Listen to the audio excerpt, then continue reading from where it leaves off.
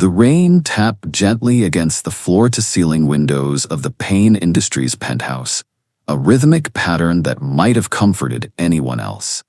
But to Hunter Payne, it was a cruel mimicry of a memory he could never escape.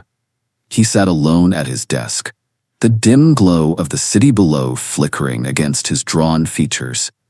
Once heralded as a titan in the tech world, the Hunter Payne of today was a shadow, reclusive, guarded, a man who moved like he was haunted by something no one could see. His assistant Miriam stood just beyond the doorway, hesitant. She held a folder in her hand, tabloid clippings, digital rumors, and a confidential leak about a report set to publish next week. "Sir," she began gently, "it's out. Someone's digging. They say they know about the crash." Hunter didn't look up. His voice, when it came, was gravel. "Let them." Miriam's expression tightened with concern. "You know what this will do to the company. The board doesn't care about the truth. They care about perception," he snapped, then winced. "Sorry," he added, softer. "It's just, I'm tired of running from it." She nodded slowly and set the folder on the edge of his desk. "You don't have to explain, but you might want to think about getting ahead of it." Hunter stood abruptly, walking to the window. He placed a hand against the cool glass, watching headlights blur through the rain below. "I remember every sound," he murmured, not even sure Miriam was still in the room. The tires screeching, the crunch of metal, the silence afterward. His mind began to drift. Flashback. 2 years ago, it had been a crisp October night. He was on his way home from a product launch, exhausted, the roads slick with rain.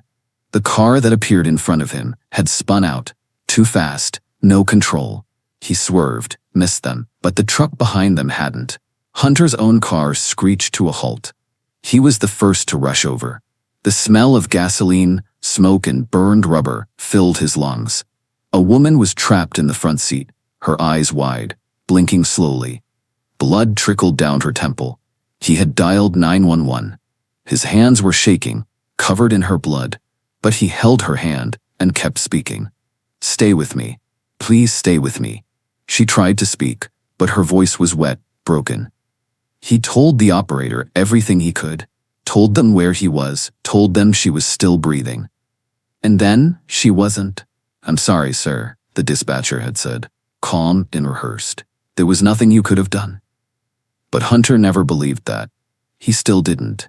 Back in the present, Hunter exhaled a shaky breath and closed his eyes. "You ever try to save someone," he said, quietly to Miriam, "and fail, while someone on the other end of the line tells you it's not your fault?" She stepped further into the room. Voice tender. "You did try, and she wasn't alone. I was supposed to be the genius who could fix anything," he said, finally turning around. His eyes were red, but dry. "But I couldn't fix that?" Miriam hesitated. "You haven't been the same since. The charity appearances, the board meetings, you started skipping them all. You built walls around yourself." "Because when I close my eyes, I still see her," he whispered. She looked at him carefully. "Then maybe it's time you talk to someone about it, before that story drops. Not for the board. For you." He looked down at his trembling hands. "I have panic attacks in elevators, Miriam. Sometimes I can't breathe when I hear tires screech outside. What do I say to a therapist? That I'm not crazy, I'm just broken in a way that never healed." There was a long pause. "You say exactly that," she said softly. Hunter didn't reply. He simply stared at his reflection in the window. It stared back. A stranger in a $1,000 suit. And outside that window, the city kept moving, unaware that its brightest mind was unraveling inside his own mind. Hunter hadn't slept more than 3 hours in weeks. The dreams were always the same. Sirens wailing. Blood soaking through his tailored shirt. Her eyes going dull, while his hand gripped hers too tightly, trying to anchor her to life. He jolted awake in the middle of the night, drenched in sweat, heart pounding like a war drum. The walls of his penthouse closed in around him. For minutes, he sat motionless on the edge of his bed, gripping the sheets like they were the only thing tethering him to reality. But by morning, he had to pretend. Again, the rumors were growing louder. A leaked memo from an investor hinted at concerns over Payne's emotional state. And now, the press was circling like vultures, whispering about Hunter Payne's mental instability, his disappearance from public life, and, worst of all, his possible involvement in that crash. It was Patricia who first sat across from him with the suggestion, or rather, the agency she came from. "She's a fixer," his PR manager had said. Clean background, loyal, discreet. Worked contracts for a few high-profile clients who needed companionship with boundaries. Hunter raised an eyebrow during the initial meeting. "You're saying I need a fake girlfriend?" "I'm saying the world needs to see you're okay. That you're stable, human, loved." His PR rep tapped the stack of tabloid drafts. "You don't have to fall in love. Just smile and hold someone's hand, long enough for them to stop watching you like a car crash in slow motion." He was reluctant, but desperate. And that's how Patricia Burke walked into his life. She entered the room like she owned it. Shoulder length, straight hair swinging with every confident step. Caramel skin, catching the early morning light like golden silk. Her suit was tailored, her heels sharp, and her eyes unreadable. "You don't look crazy," she said flatly, folding her arms after the brief handshake. "Neither do you," Hunter replied, assessing her with mild amusement. "That's good. Let's keep it that way." There was something in her tone. Cool, clipped, practiced. She had walls too. Hunter recognized them because they looked so much like his own. Patricia sat across from him at the long dining table in his penthouse. Her fingers laced tightly in front of her. "You want people to stop questioning your sanity. I want enough money to disappear in 5 years and start over without anyone asking questions." Hunter tilted his head. "Sounds transactional." "It is," she said without apology. "You'll get emotional stability for the public eye. I'll get paid and protected." He paused, then nodded slowly.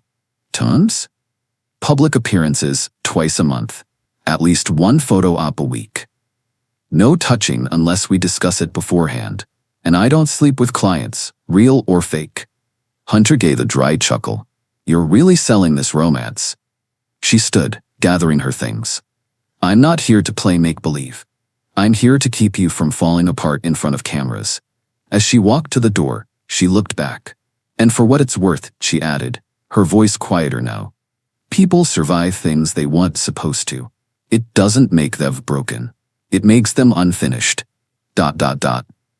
Hunter sat alone in silence for several minutes after she left, the echo of her words lingering.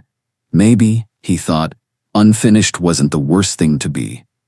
The gala was everything Hunter hated. Too many people, too many lights, and far too much expectation. The art gallery buzzed with curated laughter and the clinking of champagne glasses. Camera flashes popped like fireworks. Hunter stood stiff in his custom suit, jaw tight, eyes scanning every corner like a soldier surveying a battlefield. Patricia stayed close at his side, dressed in a black satin gown that fit like liquid armor. Her hand brushed lightly against his arm, the only contact they'd rehearsed. "You look like you'd rather be anywhere else," she murmured behind a polite smile. "I'd rather be on fire," Hunter replied through gritted teeth. Then came the trigger, a loud bang from behind the exhibit. A waiter dropped a tray of glasses. It wasn't unusual, but the sound cracked open something inside him. Hunter's chest tightened. His breath caught, the lights blurred. The crowd felt like it was closing in. His hands trembled. His pulse roared in his ears. He turned away, stumbling slightly toward a quiet alcove, trying to escape.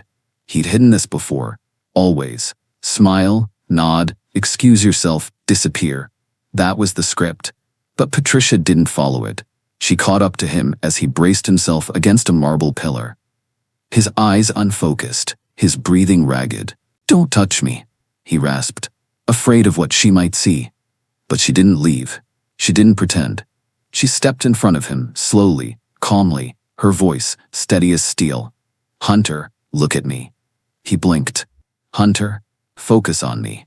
Not the crowd, not the sound, just me." Her hands never reached for him, She kept them by her sides. Her presence was firm, but non-threatening, her eyes locked on his. You're here. You're safe. It's just a memory. You're not back there. His breathing slowed. Bit by bit, the panic ebbed. The noise of the gala softened. The world didn't collapse. When his gaze finally met hers, something inside him cracked, and not in a way that felt like breaking. In a way that felt like relief. Later that night, back in the car, the silence was thick but not uncomfortable. You didn't follow the plan, Hunter finally said, eyes on the city passing outside the window. No, Patricia replied simply. Why? Because you didn't need someone pretending you were okay, she said, her tone level. You needed someone to remind you that you will be. He glanced over at her. You've done this before? She gave a small, dry laugh. Not exactly, but I know what it's like to be stuck inside your own mind. Her voice dipped into something quieter, rougher. I ran once too, from something I did. Or maybe something I didn't do. Doesn't matter. Guilt latches on either way. He didn't press. Somehow, he knew not to. They sat in that honesty for a moment. Then Patricia turned to him, expression calm but firm. Hunter, you need help. Real help. A therapist, not just a hired face and a public smile. He didn't answer right away. I've tried, he finally muttered. Try again, she said. And this time, let someone help carry it.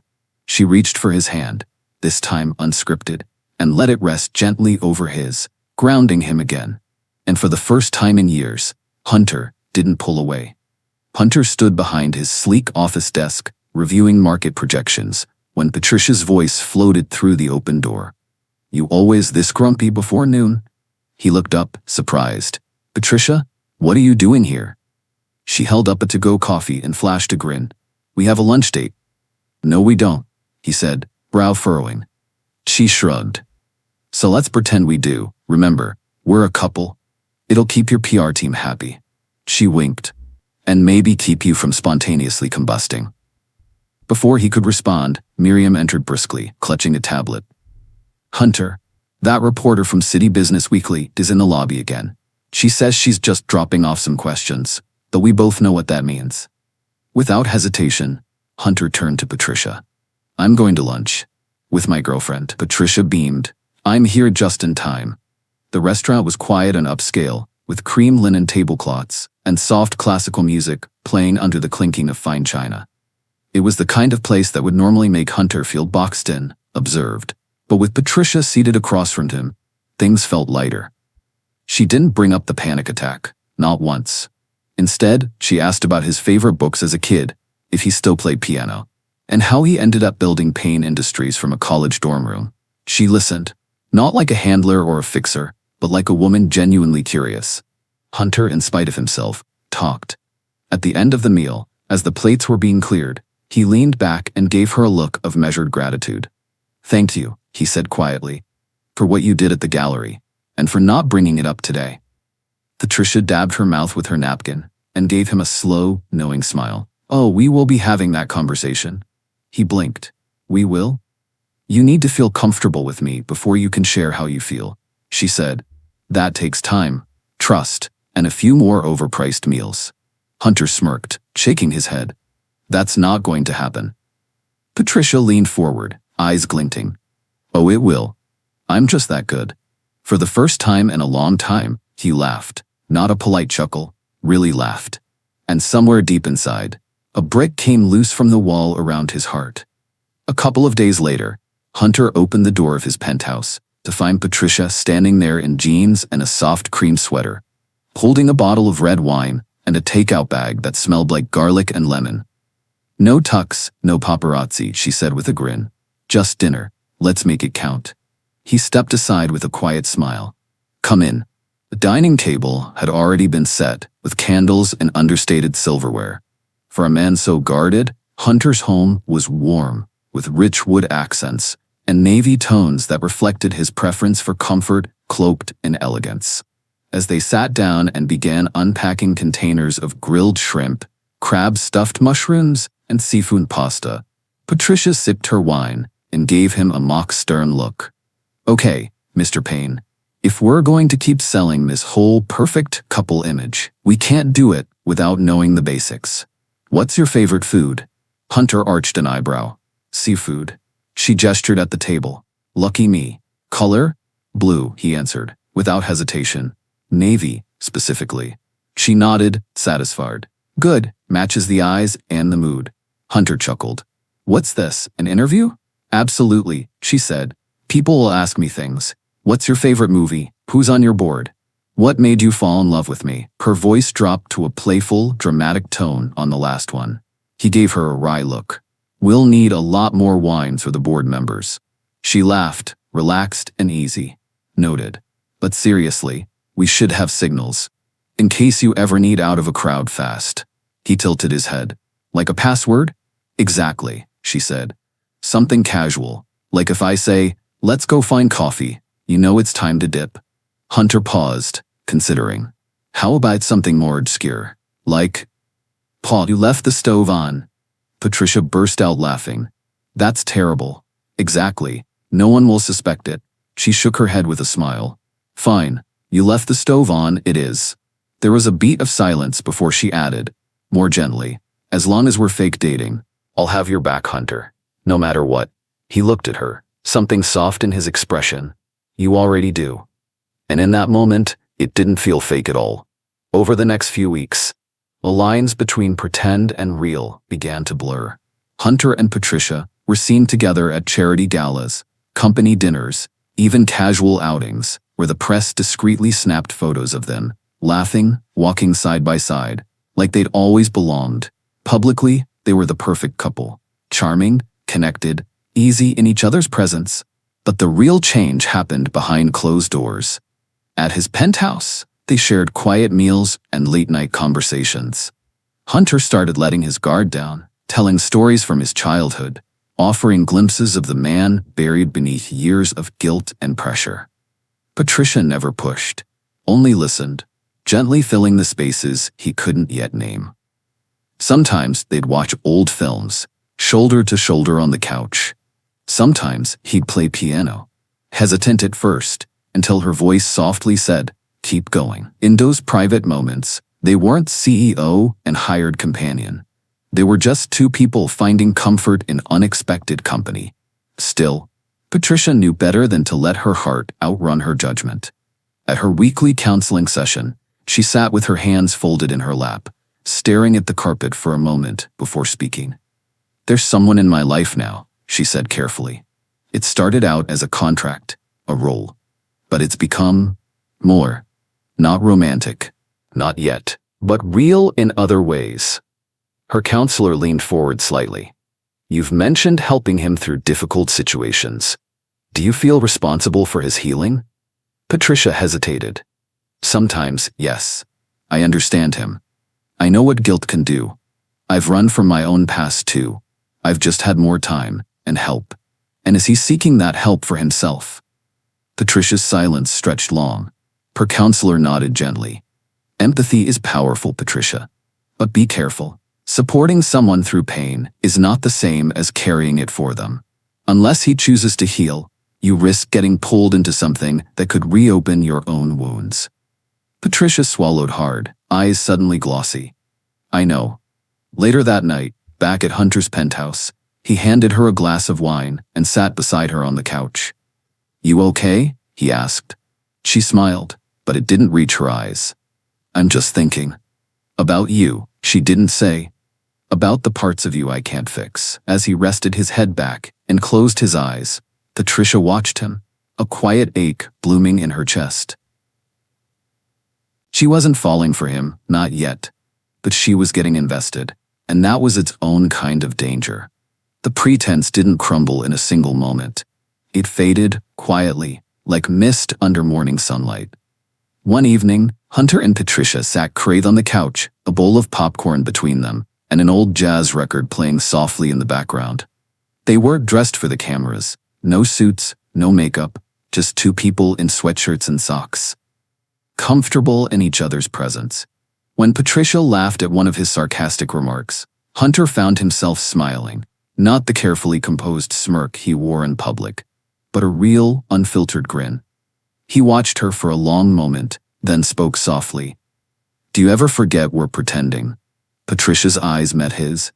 I stopped pretending weeks ago. Silence lingered, thick with vulnerability. I think about you when you're not here, he admitted. She shifted slightly, her voice barely above a whisper. I was afraid to say the same thing. I thought maybe it was just me getting too close, too involved. Hunter took her hand and held it tightly. I don't want this to be a job anymore, Patricia. It hasn't felt like a job in a long time, she said, and just like that, the wall between them came down completely. But peace was short-lived. 3 days later, Hunter stormed into his office, the front page of a gossip blog clutched in his hand. The headline read, Hunter Payne's Panic, Fake Romance and Hidden Breakdowns. Inside was a photo of him at the gallery fundraiser, his pale face, the tight grip on Patricia's wrist. The article claimed sources close to the CEO confirmed he'd suffered public panic attacks and was involved in a staged relationship meant to repair his image. The source, an anonymous former colleague from his past. This could bury the board, Miriam said carefully. And Patricia. I know, Hunter said, jaw tight. They'll rip her apart. That night, he met Patricia on the rooftop garden of his building, under the golden hue of string lights. She knew something was wrong before he said a word. It's out, he told her. They know about the attacks, about the contract. She folded her arms, calm but cautious. So what happens now? I'm ending the contract, officially. He looked her straight in the eye. I'm not paying you to stay anymore, Patricia. She blinked, heart sinking for a moment. So that's it? Hunter stepped closer. No, that's not it. I'm not paying you anymore. Because I want this to be real. Her breath hitched. I want to date you, he said softly.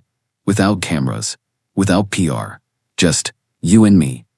A slow smile spread across Patricia's face. So you're firing me and asking me out in the same breath? Basically, he said, half laughing. She took his hand and laced her fingers through his. Then yes. But I'm still picking the wine. He smiled and pulled her into a kiss. Real, raw, and free from anything but truth. And for the first time in years, Hunter Payne felt whole. The next morning at Hunter's penthouse, the mood was unusually quiet. The soft hum of the coffee machine filled the silence between them. Patricia stood barefoot in one of Hunter's oversized shirts, sipping her coffee while he leaned against the kitchen island, fingers nervously tapping the counter.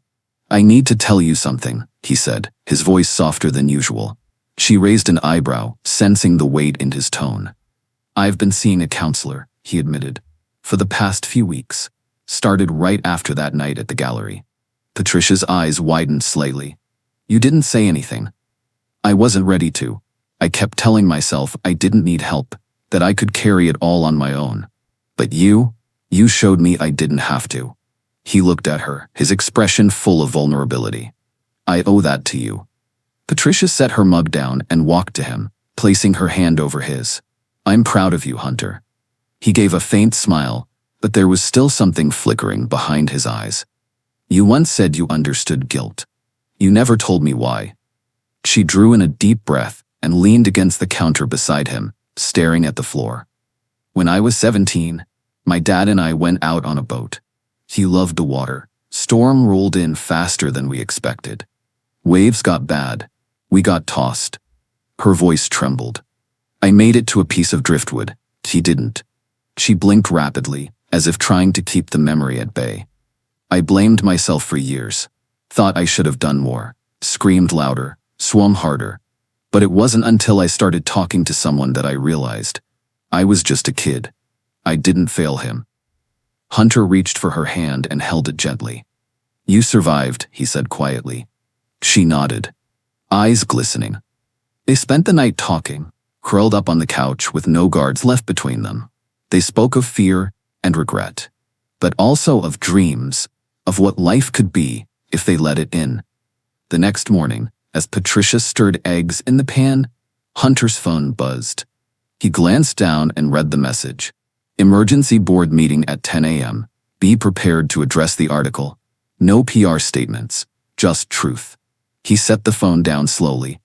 They want to see me, he said. The board. They want answers, Patricia turned off the stove and faced him. Then give them the truth. He hesitated, then looked her straight in the eyes. Come with me. What? I'm going to tell them everything. The panic attacks, the counseling, us. He walked to her and gently took her hands. I need you there. She stared at him for a moment, then nodded. I'll be there.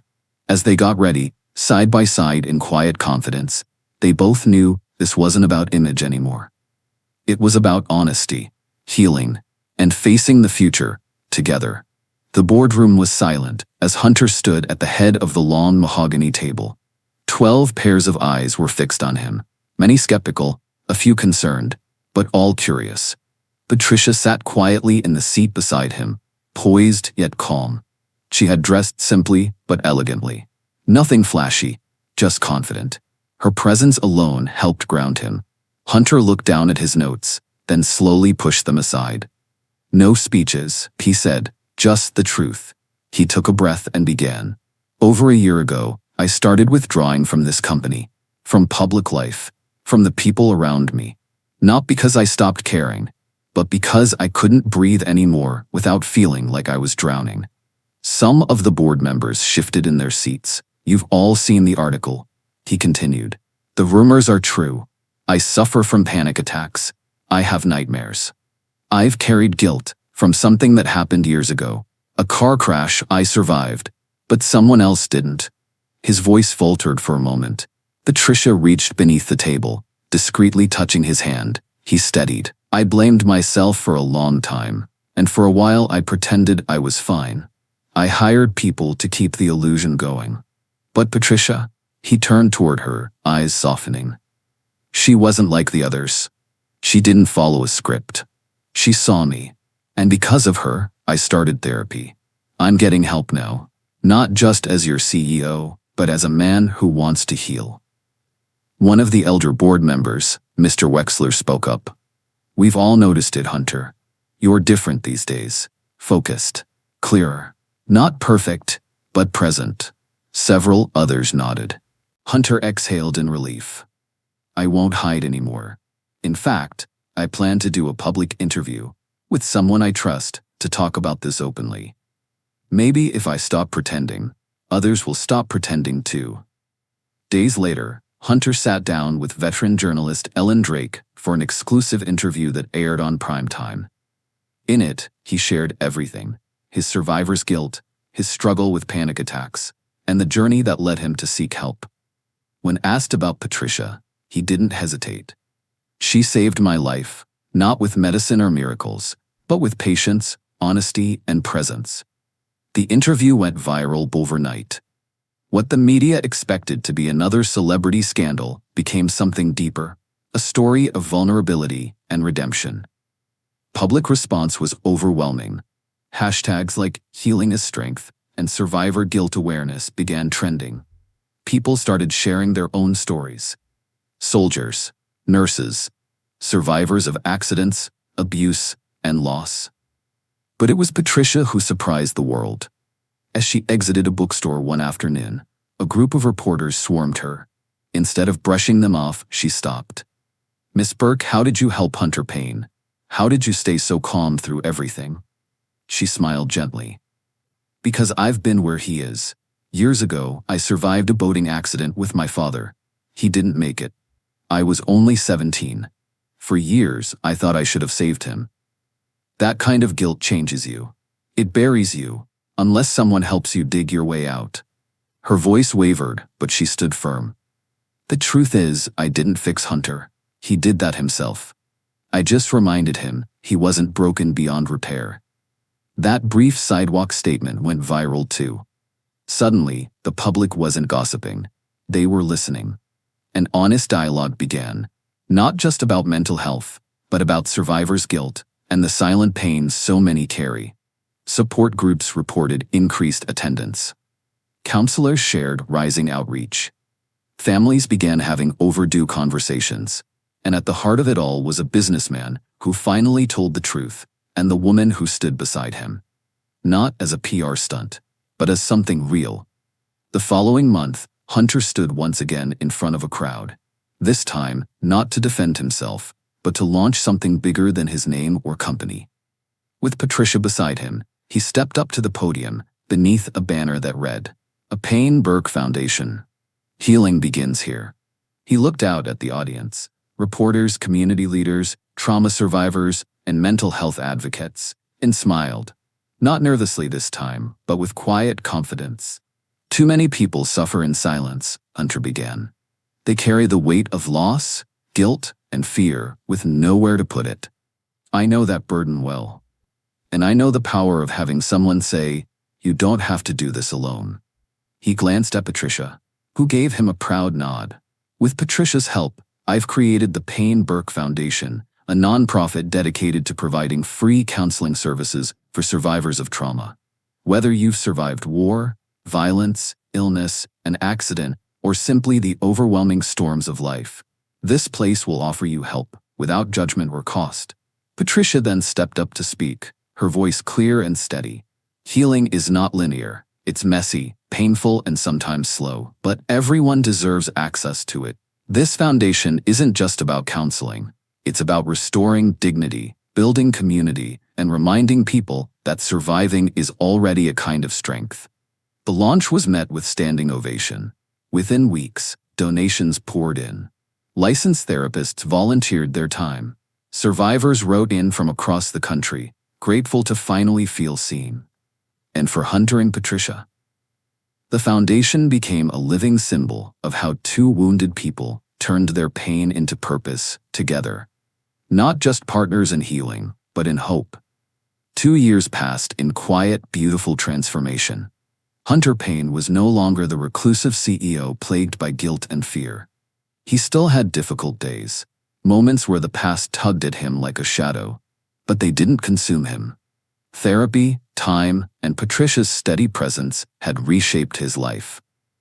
Their relationship had deepened in the quiet moments, shared dinners, foundation work, late-night talks, and weekends spent surrounded by people they were now helping. One evening, Hunter stood in the art gallery, where it had all nearly unraveled for him. The walls were lit with soft gold light, and a single painting hung alone in the center of the space. A portrait of two figures standing side by side, hand in hand, against a stormy sea. Patricia gasped when she walked in, immediately recognizing the painting. "Miriam helped me commission it," Hunter said, stepping forward. "I wanted to bring us back to where it all started, where you didn't run." He took her hands, heart pounding, but not from panic this time. "I've spent the last 2 years healing, years figuring out who I am beyond the trauma, beyond the walls. And the one thing I've learned is that I don't want to live a single day of the life I've rebuilt without you in it." He got down on one knee. "Patricia Burke, will you marry me?" Tears welled in her eyes as she whispered, "Yes, absolutely yes." 3 months later, they stood in front of family, friends, and the people their foundation had helped. Therapists, survivors, board members at the very place they had built together, the Payne Burke Foundation. The lawn was adorned with white roses and soft blue linens. A small stage overlooked the garden, where Hunter waited in a navy blue suit, eyes never leaving the path where Patricia would soon walk. She appeared in a simple, elegant gown, her smile radiant, her steps confident. As she reached him, they held hands. No pretense, no fear, just love. "I started this journey trying to fix my image," Hunter said during his vows, voice thick with emotion. "But you helped me fix my soul." Patricia's vows were simple. "You saw the worst in yourself, and I saw the truth. And I choose you, again and again." And as they kissed, surrounded by those who believed in second chances, it was clear. This was not an ending, it was a beginning. The end. Thank you for listening to Green Tea Tales. Support our channel with like, comment, and subscribe.